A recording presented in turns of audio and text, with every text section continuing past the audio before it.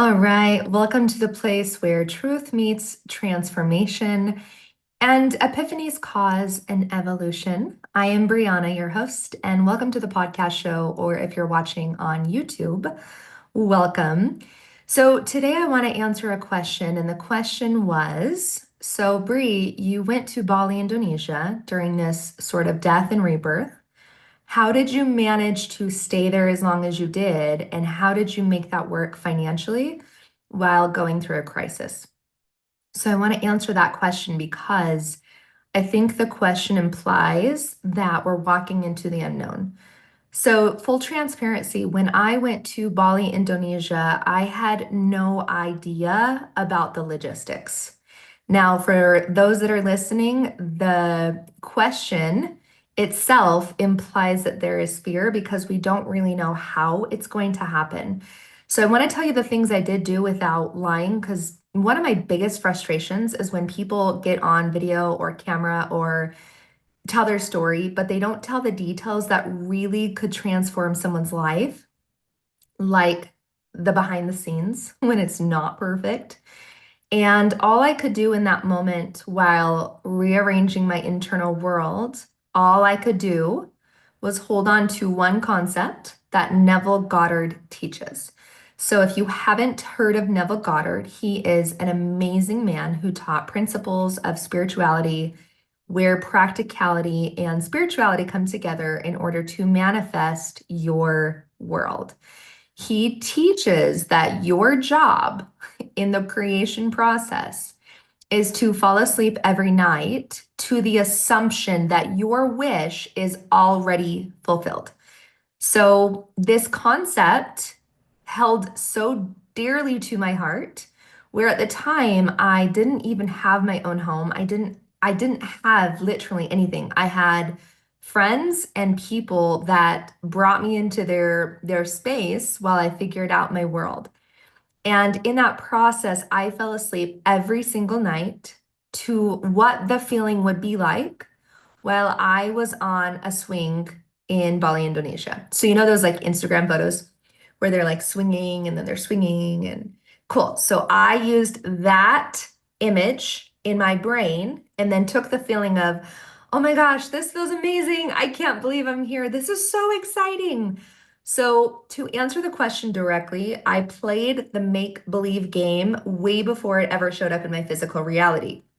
And a lot of people don't like hearing that because if you're in a state where you believe your dreams can only come true when you're the one, putting in the work, then that's a really frustrating place to live because you do put in the work, but you only take action based on what you're familiar with, your familiar past. You're not taking action from your predicted or assumed future. And so, make no confusion, I had no money to make this trip happen. I had no logical reasoning to be leaving the country after just quitting my 10-year corporate career. I had $0 in the bank account. What I had was a firm belief that there was more. What I did have was a whole lot of furniture that I was willing to sell to make it happen. So I think we get caught up on, well, how did you do it? And I'll just follow that strategy. There wasn't one other than, well, my whole life is falling apart, literally. And if I'm already in the place of unraveling and destruction, then why not say goodbye to my water filtration system and my couches and my TVs and. But that's how my soul creatively found the solution. And so I want you to be very aware that how your soul finds solutions is also very creative. So let your soul be creative and let your brain go, okay, I have no idea. Like, admit first, admit three takeaways. Number one, admit that you have no idea how this is going to happen. Step number two, choose the end result, not the how. Choose what the feeling is at the end of the day, more so than what you think you have to do to get there. Okay, and step number three, you have got to return to that feeling often. So when I was going through mass destruction, I went to that place all of the time because my imagination and make believe was way more, quite honestly, delightful than like literally trying to understand my current circumstance. So, to answer the question, back to the original question, how did I do that? The how was going to the end and then having the feeling implanted every single night before I went to bed, not, oh, what am I going to do and how am I going to do it? The feeling of, oh my gosh, I cannot believe I'm across the world in this beautiful, magnificent place. And what that did for me is it actually accelerated my healing without knowing it. But now I'm on the other side, and I can tell you what that did is it got my mind to focus not on what was happening around me, like the things that were really icky and hard and destructive. And I wasn't avoiding it either. But what it did is it let my current circumstances be what they were. And it propelled me into, okay, I know this sucks right now, but I know where we're going. And that blueprint, that decision is made by what you're after. So when someone says, I really want to have that experience, I want to go to Bali too, but I don't know how to financially make the investment, I'm asking you to first decide. First, decide that that will be your decision or your experience. Decide that because you've already decided, it has to manifest. It has to. It's just a matter of when. And then your only job is to stay in the feeling of, oh my gosh, it happened. And I want to spend more time on this, but for now, for this episode, I want you to walk away with whatever outcome you're after. And anytime the brain says, I don't have money, I want you to catch yourself in that moment and say, I have everything available to that I, whoa, that was very interesting. See what I mean? You just got to roll with it. That was actually my tripod. It's never done that before. And because done is better than perfect, let's get into it. Okay, so what I was saying is that I want you to really decide, like really decide, what is the end result that I'm after and what is it that I crave when it comes to the sensation and feeling?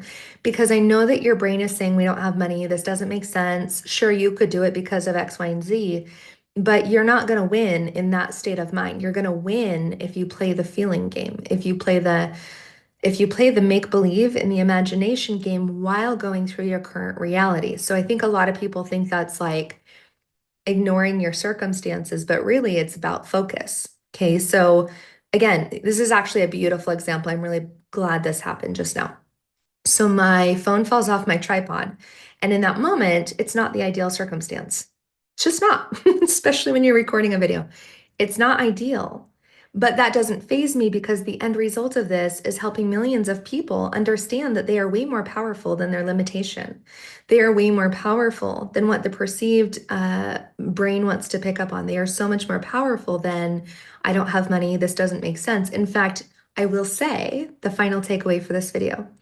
If it doesn't make sense, you're on the right track because it might not make logical sense, but it makes sense to your other senses, your spiritual senses, your emotional sense. There are tons of senses at play. No one's taught you to anchor into those more than the logical sense, and both are needed. So I hope that's helpful. I hope that's useful. And until the next episode, I hope you have a beautiful kick-ass day. And just remember that you are not limited, you are limitless.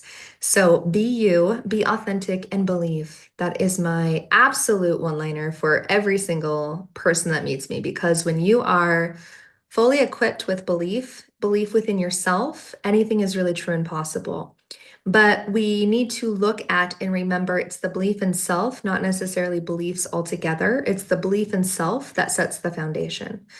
So, how can you believe in yourself just a little bit more today so that everything works out in your favor? Now, last but not least, I have created and crafted a beautiful masterclass for you. I teach human design and gene keys. I am an oracle or a translator of truth for your soul. And I don't say that lightly because your soul has specific gifts that want to be expressed.